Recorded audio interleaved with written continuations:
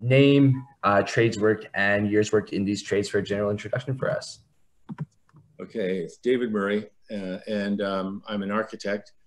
I graduated from the University of Toronto in 1969, and then I formed my own firm in 1984. And my firm started with the Markerville Creamery project that Fritz offered to me, and it only started with, I started a firm with just a $6,000 study,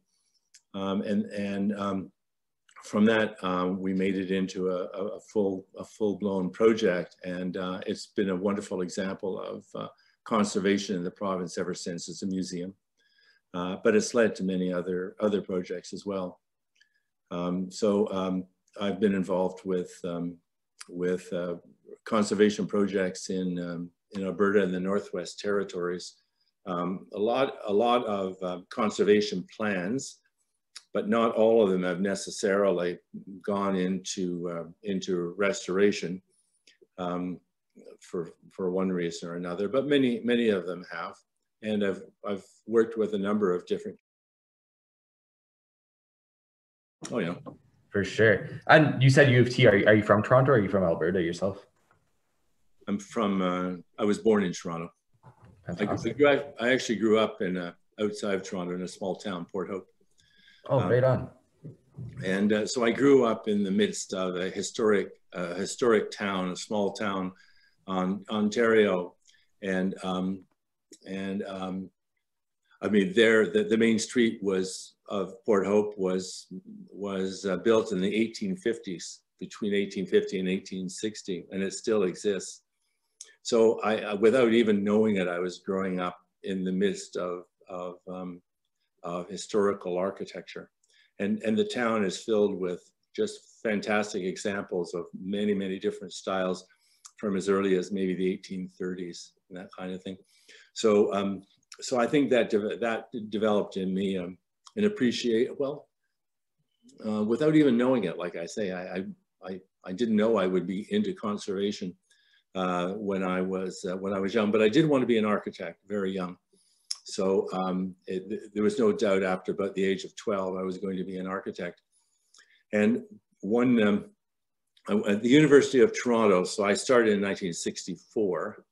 At the University of Toronto, they had a drawing program where we went out and measured and drew the historic houses around southern Alberta, southern Ontario, and then and then all those drawings were submitted to the National Archives, and they're sort of kept there. So that was something for the students to do, but that also developed a strong appreciation for heritage in Ontario, and it developed our drawing skills as well. So we were developing recording techniques and drawing skills even while I was at university.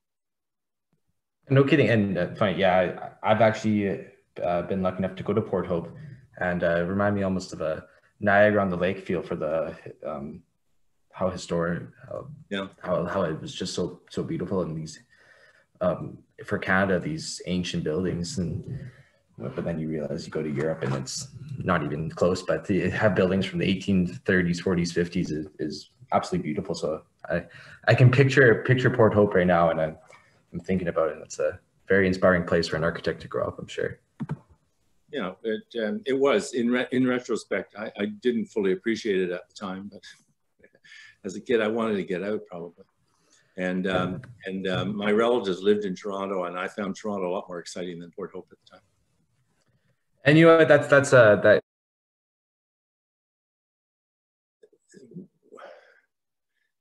I think you have to care. I'm not too sure I can answer that directly, but I can answer it maybe indirectly.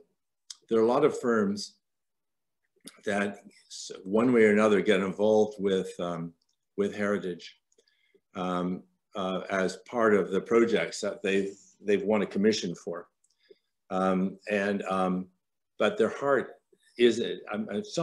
I'll give you examples of architects whose heart is in it, but there are a lot of them their heart isn't in it. And sometimes it's sort of the big firms, and they don't, they're not as attracted by this idea of authenticity.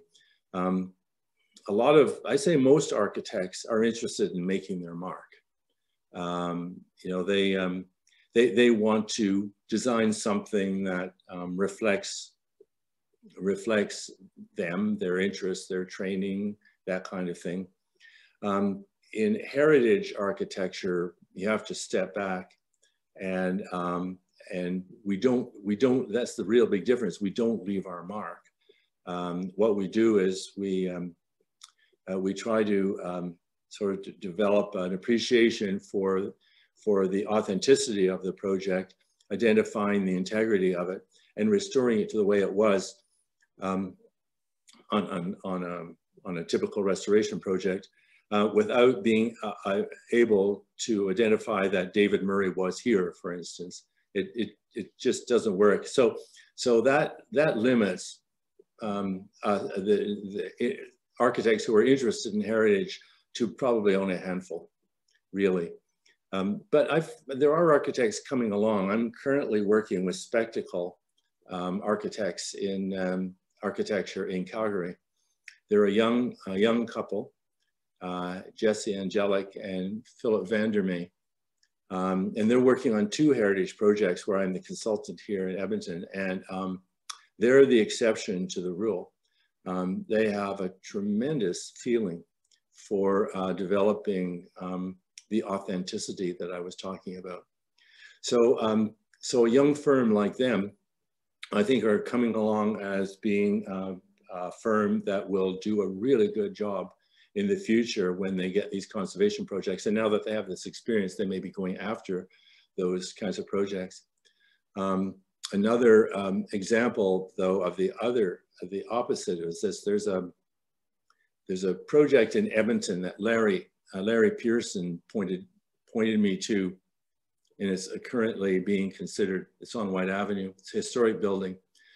There's not a lot left of the original building, and the developer is a Calgary developer, international developer with an office in Calgary, and they want to just tear the building down and build their idea of what would be appropriate. And so they worked with a couple of firms in Edmonton here, but they're the really big firms. And they told me that they weren't very happy with what the firm was coming up with. This part of White Avenue is a provincial historic district. So that means Larry and Alberta Culture gets involved in all of this. They're prepared to designate this building that is a 1-story building, of which a lot of the features have been lost over the years. 1909 was when it was built. The owners have no desire to maintain the building. We went through all back and forth. Larry wanted a historic resource impact assessment done. We went back and forth on this. And the way it turned out is that the developer notified me last week and saying we found another consultant to work on the project, because I basically told them I was going to work with Alan Partridge on this, because it was kind of tricky, because there isn't anyone in support of what they're proposing. The community is against it. The zoning guys at the city are opposed to it, and the heritage guys at the city are opposed to the project, and yet they want to go ahead and build an 8-story building where the limit is 4 stories, and of course destroy this historic facade, which I think I thought we could look at it as an archaeological project. I mean, it's a brick facade, but it has been covered with stucco. But we could explore it and reveal it as an archaeological project, incorporate it into a bigger project, because everyone's willing to allow there to be redevelopment. But when I presented that to the owners, they ultimately decided, I said, I'm not going to work on a project which would mean the demise of the historic building. And so they decided they didn't want to work with me. So we'll see what happens there. Oh, hold on, I'll just, if you just ignore that, I'll let it go to voicemail. That's a great description, David. You really captured the essence of conservation architecture with that answer. Because you have to care. Yeah, I completely agree that I wrote down the lack of glamour, but entirely crucial. Yeah. It's not you don't go in it for the big names, but you do it because it's the most important piece of architecture that you can do. Yeah, I think in conservation, we get excited about the history of our project, the history of a site, the history of a building. And we do enjoy working on projects that are going to be safe, but will come to a new use, for instance. Adaptive reuse is sometimes the only way we can actually save a building. And we're quite happy to go along with that. We'll designate the parts of the building that are significant and restore those, but the rest of the building can be modified and adapted to some new use. And one example of that is the Queen Elizabeth Planetarium I've just finished working on here in Edmonton. It's the first planetarium in Alberta, 1960, so it's modern. It's very modernist, very unusual. It looks like a spaceship. It was deteriorating. It was last used in 1984 because they built a new planetarium nearby. And it was deteriorating over the years, but the city decided about 3 or 4 years ago that they would retain and restore the building. So I was able to be involved with that. And they found some new uses for the building. Believe it or not, the building will become a public washroom for the nearby playing fields, but that's only about 1/3 of the floor. It's one-story building. The rest of it will actually go back to become a junior planetarium, and it'll be run by the TELUS World of Science as a place for children's programs. So, but anyway, we got to restore it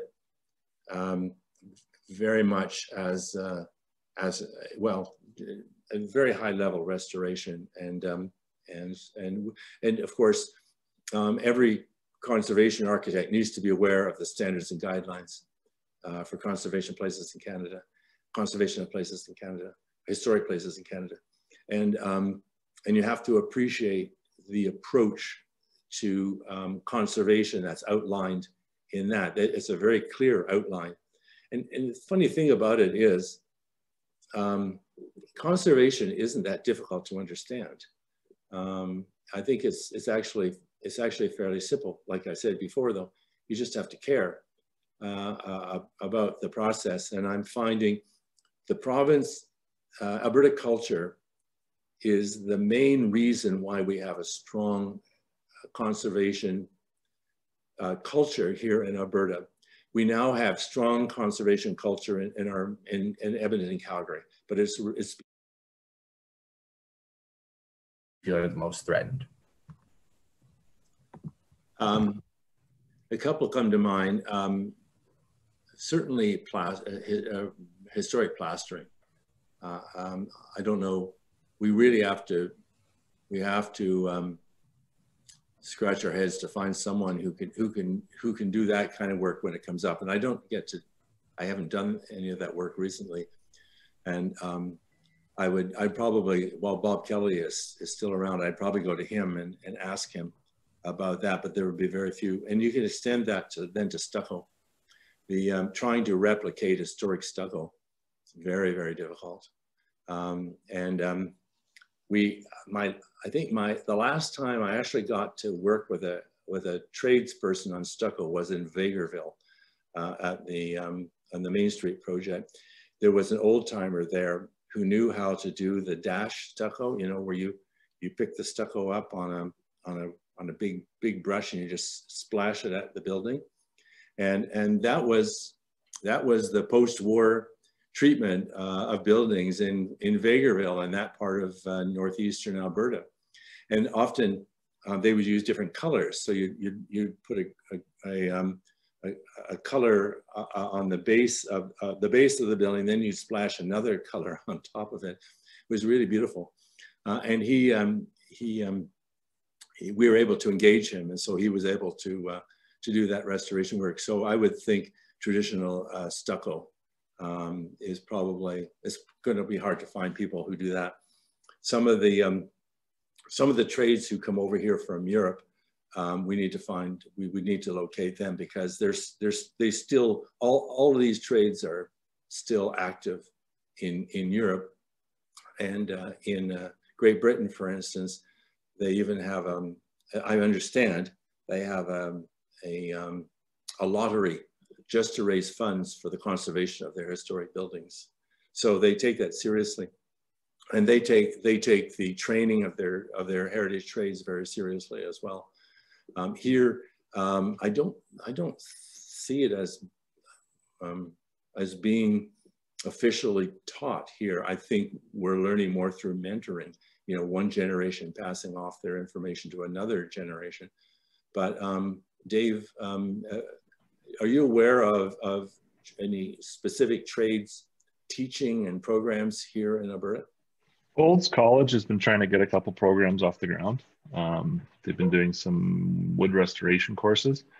They're having a hard time generating interest. I think the cost and the timing of them makes it somewhat inaccessible. And they run in July, and they're quite expensive, which is drawing a lot of people away from it. So nothing at the moment that I can think of officially. I mean, there's lots in Ontario. There's the Willowbank School in Ontario. So at the moment, you're right. It's definitely mentorship is where we're picking it up, and then of course, as people immigrate to Canada from different countries, there's always some skill sets that we can pick up on from them. And I think what we're hoping with these interviews is going to start to generate some interest, and as people start to contribute to the interview and explaining where we might have some holes and the dearth of people doing certain things, that it's going to raise more awareness to make training in Alberta. Or perhaps have some mentorship programs. The standards and guidelines is a great document. It's a great document to work from. And the work that Alberta Culture's done and the Main Street program's done has done a fantastic job of conserving buildings in Alberta. And I think what we need to look at now is, how do we conserve trades? How do we set up the same program for heritage trades and recognition of the skills and trade, and not just the material? So it's something that we're working on. I think I'm hoping this is sort of a segue into that discussion. Right. We're very fortunate. Our company, we've got 12 or 13 people that work for us full time, and it's a mix of some older fellows who've been doing windows, manufacturing mortise and tenon windows and doors their entire lives. And we've got some young people from Alberta. We've got some new Canadians. From Czech Republic, from Hungary, from Germany, and everybody brings something to the table. But it's getting a formal process to follow to make sure that we have the ability to train new people to take on these skills. So it's in the works. Yeah. Any support we can get. What we need is the jobs for people. To do this. If there was a lot of work to be had, there would be a lot of people training to be able to do that work. I find in my restoration projects, let's say that they're domestic, there aren't that many homeowners who want to deal with the maintenance issues of historic houses. But the nice thing about I know Edmonton and probably Calgary is the same, their heritage designation program is that if you want your building designated, you're going to have to do it properly. Your wood windows have to be restored, not replaced. But they offer really good financial incentives to help people do that. And the handful, well, I think there are more than a handful now, but well over 100 designated buildings in Edmonton now. A lot of them are houses. But when it comes to, say, some of the bigger, older commercial projects, it can be very difficult to fully restore the like wood windows in a old commercial building, for instance. And so we will specify, you know, some replicas that are considered acceptable. They're never as good as the original, but the owners of apartment buildings and that sort of thing don't want to have to deal with regular painting. It's really become a problem. And we actually, historically, we saw all our Main Street project buildings, they deteriorated fairly quickly over the years. You know, they might have been built in the pre-World War I period, but by the 1920s, they were often looking fairly shabby, because even then they didn't want to have to, you know, paint them regularly. And so this has always been a problem that we face. But I would, in regard to trades where there's a fair amount of hope, I would think that in restoration carpentry, there's more people doing that, and there's more skill available in that than there might be in some of the other trades. Absolutely. And I will mention the name of Eileen Fraser. I think, I don't know if I mentioned it to you before. Did I give you, she does restoration carpentry. She rebuilds historic, I've worked with her on a number of projects.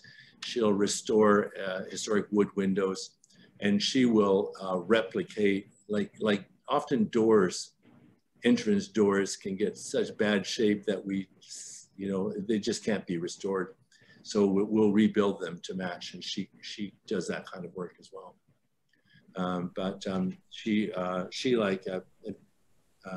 She's perhaps doing more of that work than Peter is at the moment, although Peter has certainly done that in the past. And she will take the windows, a number of my projects, she just takes the windows out, takes them to her shop, which is outside Edmonton, restores them, brings them back, paints them, brings them back, and installs them. It's a wonderful process. And fortunately, with the incentives that we've got, it helps owners to pay for it. The Alberta Association of Architects building, Duggan House was done like that. The Little White School in St. Albert, she restored all the windows up there, did a fine job. Next generation, or even to today's tradespeople? Well, I'll have to speak from an architect's perspective here. Mm-hmm. That'd be great.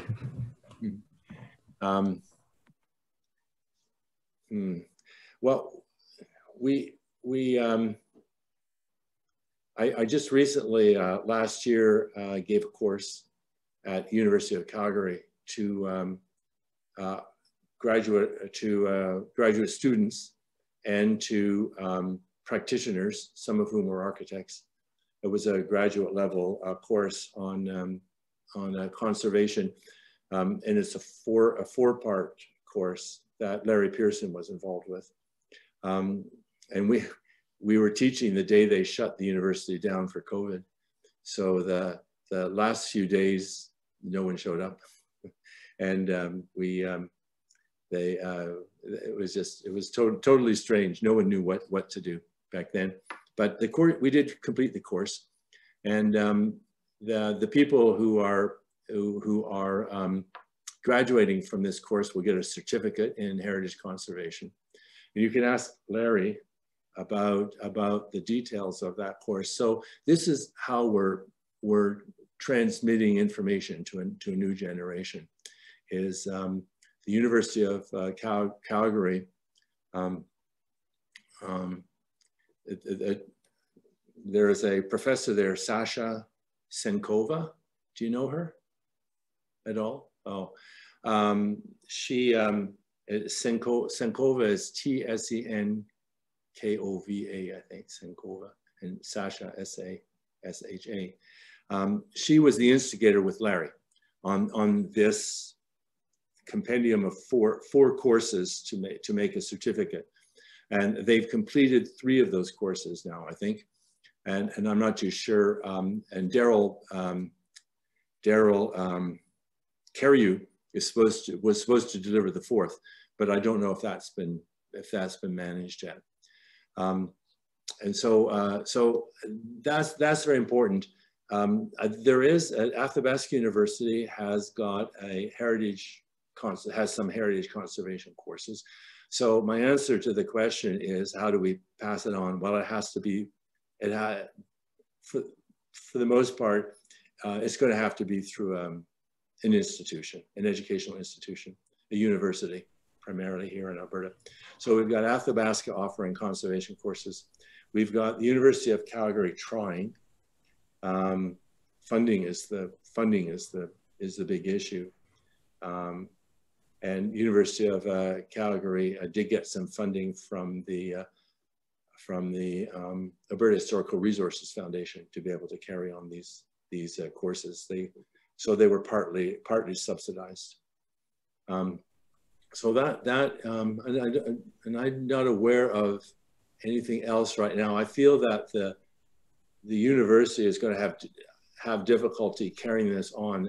There isn't as much interest as one might hope.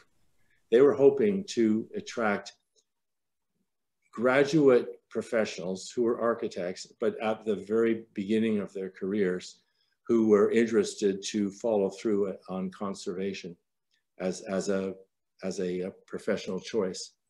They were not the people who were taking this course particularly. I think there were only 5. They hoped for about 15 people to take the course, and there were 5 non-graduate students and about 10 graduate students who took the course. And I could tell that the graduate students, half of them or 3/4 of them, weren't really all that deeply interested in it. But you hope that, you know, when you teach maybe 10 graduate students the courses on conservation, that 1 or 2 will actually pick up on it and carry through.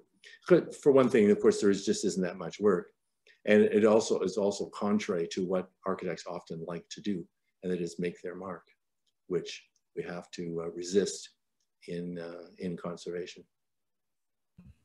Sometimes you have to be selfless and not do it. But that's interesting you bring up the post-secondary institutions, because I know as a post-secondary student in Calgary, I would definitely be interested in that, and hopefully Olds College, like we were saying, can make that more feasible to have more students enroll in those courses. Yeah, Olds for the trades, the universities for the professionals, the managers of projects, you know, that kind of thing. And I guess the rest of it is happening. I imagine there's a fair amount of transfer at Parks Canada.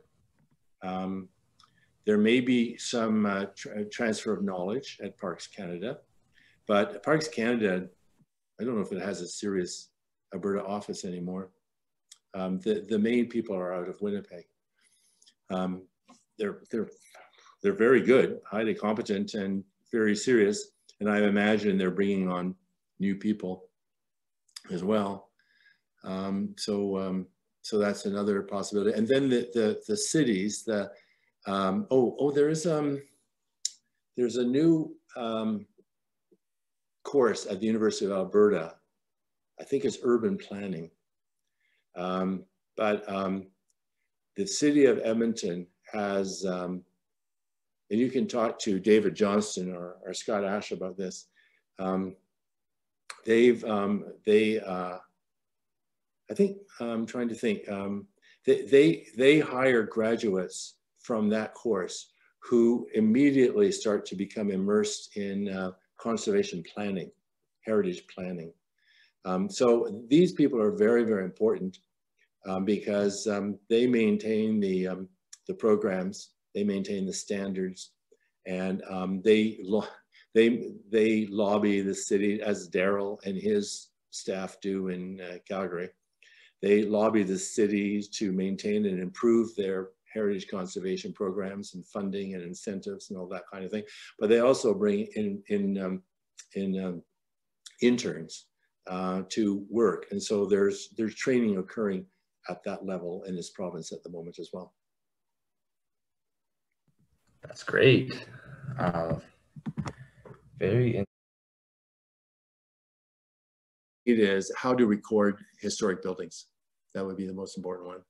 How to properly record them, and the new technology with digital recording and creating BIM models are really, really important, because you can do such a great job, and the level of accuracy is fantastic compared to when we had to hand record buildings in the past. Now, how would you go about recording these buildings with, I'm assuming with modern software on heritage buildings still, or would you? Sure. Well, there are specialists who do this, and I'm not too sure how they do it. I bet you there's a fair amount of drone technology these days to be able to. A project I've just submitted a proposal with another architect on is the Prince of Wales Armory here, a very big and complicated building, and a part of the proposal is to provide accurate documentation of the building, so I'm not too sure who's going to do it or whatever, but I'll find out about that. But the accuracy, I think, is very nice. But then, the other skill has to be developed is how do we take, that cloud, the point cloud material, the information that you get, and develop that into usable drawings. And we still work primarily, from my experience, still in 2D, elevations, plans, sections, that kind of thing. But I think in the future, we probably were working more in 3D, and you'll have technicians and tradespeople out on the job site with their computers, getting information on how, on detailing and that kind of thing. I know that's certainly being used in the construction of complex buildings, like the addition to the it was that Daniel Libeskind addition to the Ontario, was it the Royal Ontario Museum in Toronto. I saw the tradespeople images of the steel workers up on the tops of these buildings, putting things together with a little laptop in their hand, looking at how everything is supposed to fit together. And so these technology, I think, becoming skilled in the use of all the latest documentation and including scanning and drawing technology is going to be very important for architects, and probably is very helpful for the trades as well. Yeah, it's almost unfair how much technology is accessible to some of these workers that, on these buildings, that would makes it, only word I can think of is unfair, and a nice advantage to have for sure. Yeah. Awesome. Now, you said you graduated in 1969. A source of knowledge. I think it comes from your work experience. The most formative experience in my early career was working on the Citadel Theatre here in Edmonton. And I was working with the local architect, Rick Wilkin, and the international architect, although they're Canadian, Diamond and Myers from Toronto. And they sort of split up in the middle of the Citadel project. I ended up working with Bart Myers. Well, one of the reasons I think I was attracted to this project, working with these people on this project, and plus others, was that they were very early proponents of conservation. Diamond and Myers both got their experience working with Louis Kahn in Philadelphia in the 1960s, and a great respect for heritage. And I think one of their wonderful projects in Toronto, and was very early. They were at the very early age of conservation. It was surprising that conservation wasn't taken seriously up until the 1970s. We were basically following the American example, which started a little bit earlier. And the project that they did in Toronto was called it was a housing project in what was it? Dundas, downtown Toronto. Anyway, they built a high density, low rise social housing project in the laneway between two streets with very prominent and beautiful Victorian brick and stone architecture, building houses. There are houses. They restored all the houses along the streets, and then they built the new project in the laneway. That was totally revolutionary at the time. Typically, what we did is we tore down old neighborhoods and just built new projects. Often in the 50s and 60s, often it was tear down beautiful old neighborhoods and build high rises. So that's where I got my first taste of conservation, I think, as a practitioner. And then, as I said, I joined the Old Strathcona Foundation because it's in my neighborhood, and there were political reasons for doing that. But I was definitely immersed in the heritage of Old Strathcona. The Heritage Canada had, well, I forget, it might have been another name for it. Heritage Canada gave the Old Strathcona Foundation a number of historic buildings in the 1970s, which was the source of it was the start of the Old Strathcona Foundation. So I came in 1979 as a board member. And so I was involved with just, the restoration, the protection and restoration of these buildings, plus a few others. And so I got to know the people at Alberta Culture who also were on the committees. And the one committee that was most influential was the Ritchie Mill Committee. The Ritchie Mill was a project to retain and restore a historic feed mill on Saskatchewan Drive, overlooking the river valley. And Ian Clark was Alberta Culture, and he was on the committee. As I said before, 1983, the province was in a depression, basically. And all the firms were shutting down, laying off staff. And the firm that I actually was working for, they just dissolved. And in 1982, they had a couple of $1 billion worth of work on their boards that never saw the light of day. So anyway, Ian approached Fritz, and Fritz just happened to have this project. He could give me the Markerville Creamery, and it sort of took off from there. Great. Mm. Well, they would be non-denominational. I think the spirit of the First Nations here in Alberta is very strong. Having worked with Douglas Cardinal was important. I used to go up with him up to Saddle Lake Reserve, and we do sweat lodges up there while I was working with him. So so the connection to the land is important, and I think a lot of Alberta architects feel that as well. This connection to the land, and they express it in their own individual ways. I don't know that it was particularly clearly expressed by the early settlers. They definitely brought the European culture with them, and so a town of in Alberta looks very much like a European town in many ways. And of course, the connection to the land was especially felt perhaps by the rural community. But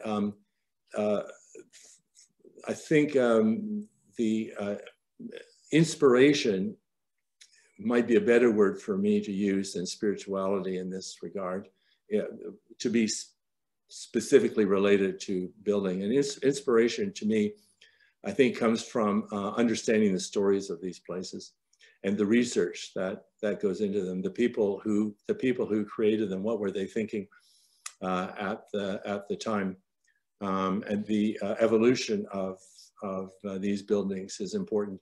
One project I'm working on right now, and it's just a private project, no one's commissioned me to do it, is I was working with Alan Partridge back in the early 2000s on a new home for the Ukrainian Museum, Ukama. And the organization had bought a couple of historic buildings really big historic buildings on Jasper Avenue, the Lodge Hotel being one of them. The Lodge used to be called the Pendennis Hotel.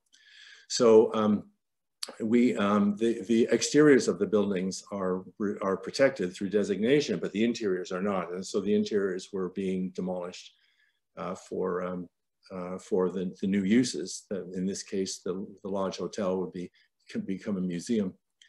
So the interiors were all demolished. But in the process of demolishing, we found that the original Pendennis Hotel, which predated 1911, had just simply been incorporated into the new building. They just built around it. It was still there inside. There have been modifications, of course, to make new rooms and that sort of thing. But we found the original siding of it, and it was just behind the brick facade. Some of the original, cornice features and that sort of thing. I took some pictures of it. But in the process, they discovered all kinds of artifacts. And I'm told that many of them came from the attic. And I'm thinking, because the artifact, many of them are pre-1911, that they probably were in the old part, the really old part of the building. Anyway, they went into storage up at the museum, because the museum had a little building up in North Edmonton. So they were there for quite a long time, up until last year. Then the museum folded, unfortunately, for various reasons. It doesn't exist anymore. So they got rid of their, they distributed their collection. It's a wonderful Ukrainian collection.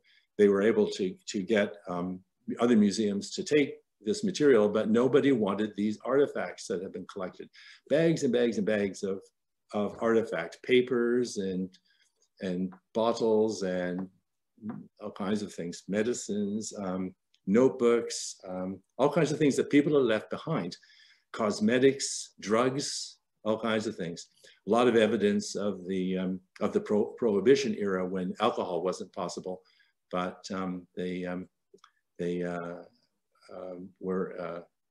had alternate. It was prescribed as medication, but it was highly alcoholic.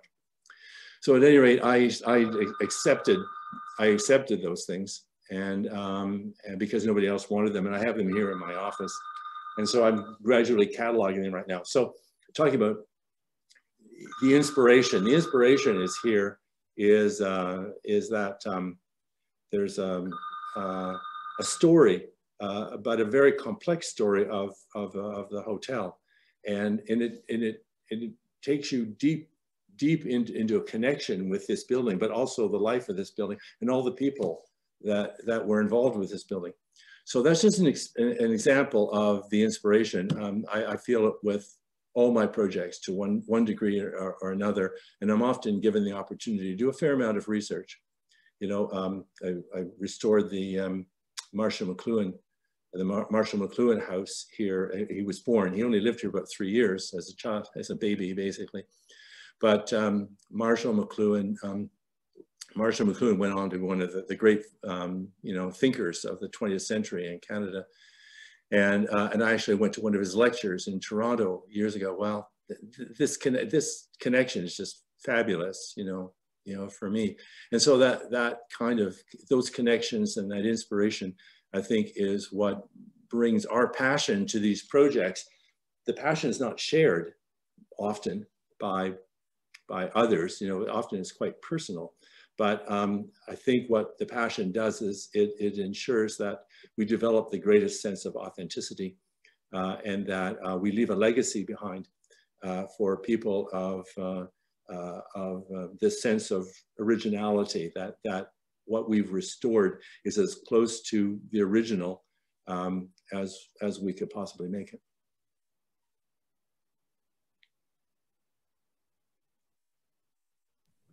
I